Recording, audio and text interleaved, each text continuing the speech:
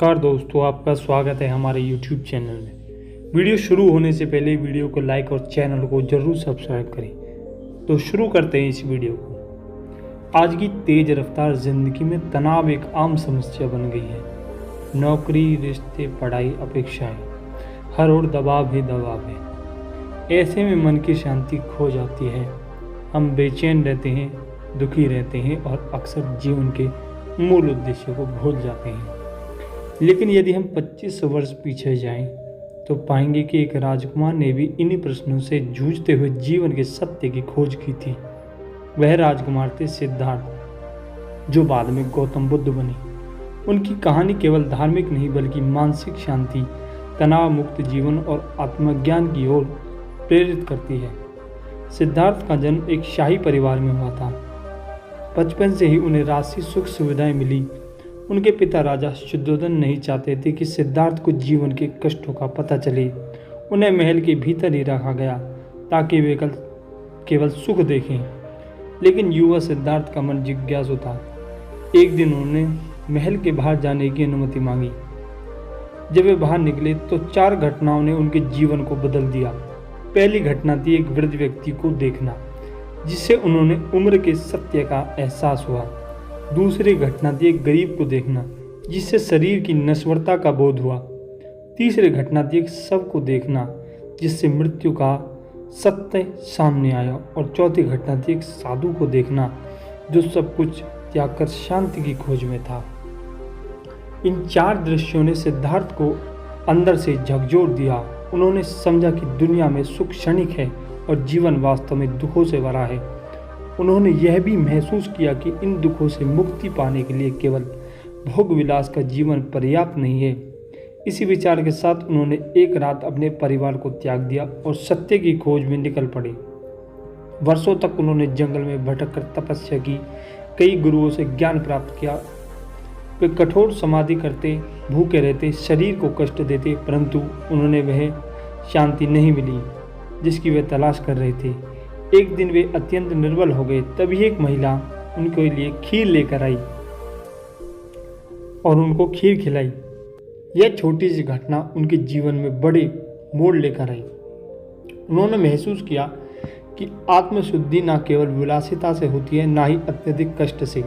इस प्रकार उन्होंने मध्यम मार्ग यानी मिडिल पाथ का विचार अपनाया, ना ज़्यादा कठोर ना ज़्यादा आराम। फिर वो गए थे वे बिहार। वहाँ पर एक पीपल के वृक्ष के नीचे बैठे और उन्होंने प्रण लिया कि जब तक उन्हें सत्य का ज्ञान नहीं होगा वे यहाँ से नहीं उठेंगे। वे कई दिनों और तक ध्यान करते रहे और उन्होंने बोधि ज्ञान प्राप्त हुआ। अब वह गौतम बुद्ध बन चुके थे, जागृत, ज्ञानवान और शांत। बुद्ध ने अपने ज्ञान में पाया कि जीवन में तनाव का मूल कारण है तृष्णा, इच्छाएं, मोह यानी कि लगाव और अविद्या यानी अज्ञान। उन्होंने 4 आर्य सत्यों को बताया।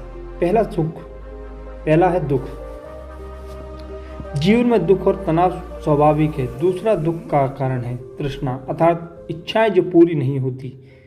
तीसरा दुख का अंत संभव है यदि इच्छाएं समाप्त हो जाएं। और चौथा दुख के अंत का मार्ग है अष्टांगिक मार्ग।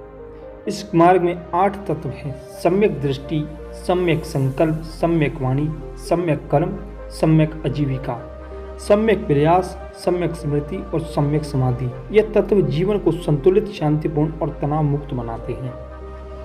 बुद्ध ने अनेक उदाहरण और कहानियों के माध्यम से तनाव से निपटने की कला सिखाई। एक प्रसिद्ध कथा है एक क्रोधित व्यक्ति की। एक दिन एक व्यक्ति बुद्ध के पास आया और उन्हें भला बुरा कहने लगा। उसने अपशब्द बोले, अपमानित किया, लेकिन बुद्ध शांत रहे।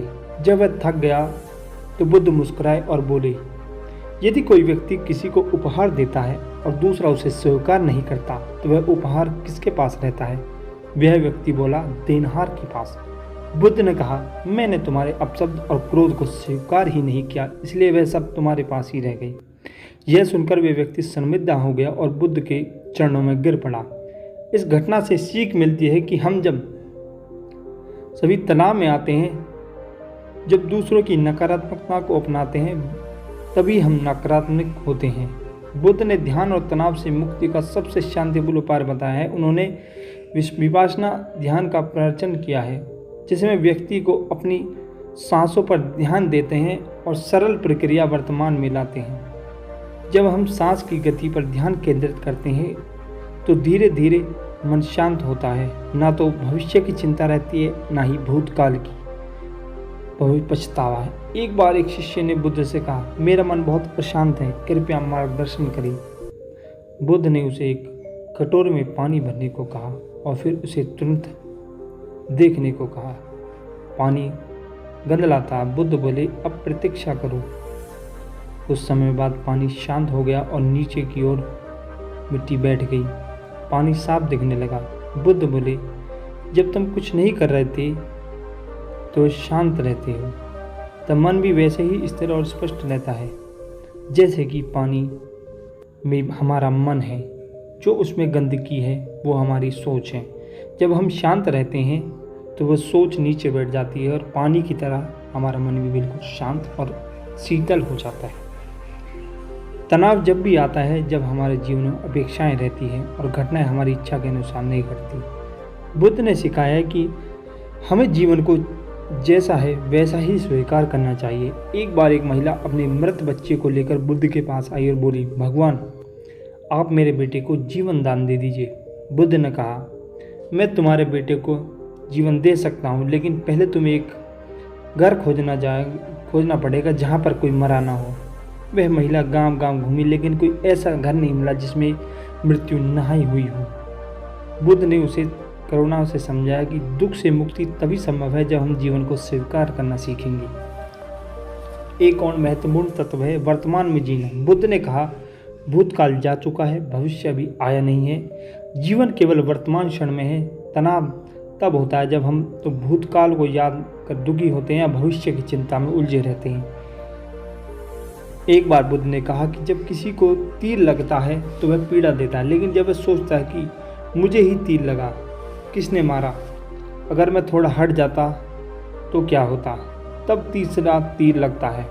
पहला तीर परिस्थिति है, दूसरा हमारी प्रतिक्रिया। बुद्ध ने सिखाया है कि हमें अपने विचारों और प्रतिक्रियाओं पर नियंत्रण रखना चाहिए, खुद को अतिरिक्त दुखों से बचना चाहिए। बुद्ध ने तनाव से निपटने के कई सरल और व्यवहारिक उपाय बताए। पहला उपाय है ध्यान और प्राणायाम, जिसे नियमित रूप से करने से मानसिक स्थिरता आती है। और दूसरा है संतोष, यानी जो है उसमें प्रसन्न रहना। तीसरा उपाय है स्वीकृति, यानी जो बदल नहीं सकता उसे हमें स्वीकार कर लेना चाहिए। चौथा है सकारात्मक संगति, अर्थात उन लोगों के साथ रहना जो प्रेरणा देते हैं। पांचवा उपाय है करुणा और प्रेम, जिससे मन में कोमलता और दया बनी रहती है। छठा है संयम, यानी शब्द भावनाओं को इच्छा पर नियंत्रण रखना।